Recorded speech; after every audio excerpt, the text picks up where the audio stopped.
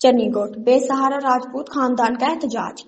چنی کوٹ کے بااثر افراد کے مبینہ مظالم سے تنگ آ کر ایک بے سہارا راجپوت خاندان نے پریس کلب میں احتجاج کیا۔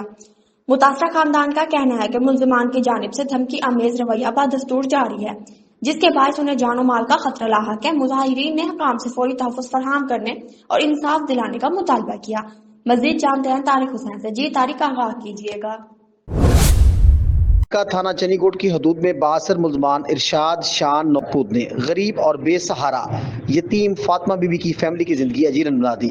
متاثرہ فیملی کے نوجوان عبدالستار کا کہنا تھا کہ چند روز قبل مذکورہ ملزمان حملہ آور ہو کر گھسیٹتے ہوئے بند کمرے میں یرغمال بنا لیا اور اسلحہ لہراتے ہوئے جان سے مارنے کی دھمکیاں دی۔ متاثرہ نوجوان کی ہمشیرہ فاطمہ بی بی نے بتایا کہ پولیس نے ملزمان کے خلاف نرمی اختیار کرتے ہوئے یرغمال بنانے اور غیر قانونی اسلحہ اور جان سے مارنے کی دفعات شامل نہیں کی۔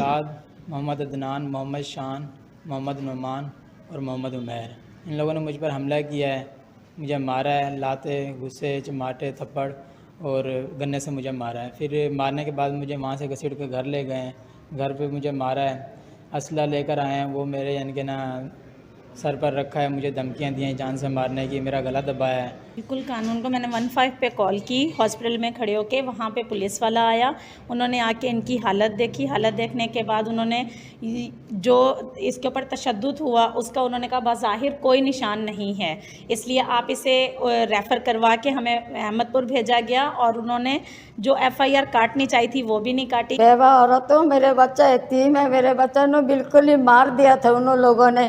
ہمسایہ نے میرے بچہ نو بچایا، لیکن میرے بچہ نو ابھی بھی انہوں نے سڑک دے پیچھے یہی دھمکیاں دی جاتی ہے، جب باہر نکالے گی 2 لتہ کٹوں گی اور جان سے مار دما۔ والدہ ممتاز بیگم نے کہا کہ بااثر ملزمان میرے بچے کو جان سے مارنا چاہتے ہیں۔ متاثرہ خاندان نے احتجاج کرتے ہوئے اعلیٰ حکام سے نوٹس کا مطالبہ کیا۔